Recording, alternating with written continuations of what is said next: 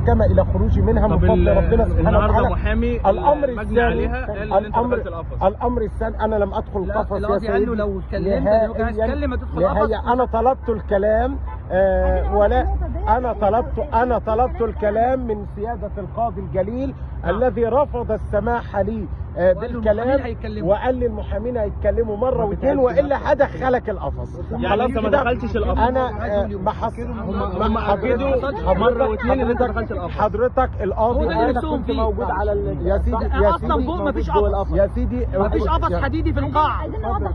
انا بس بقول وان دخلت القفص انا همشي معاكم لاقصى مدى.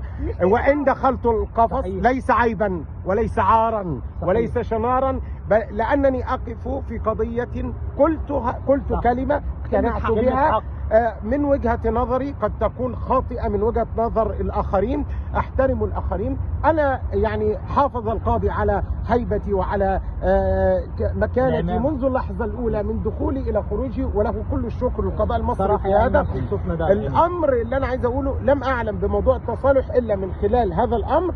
أدي أمر أولاني.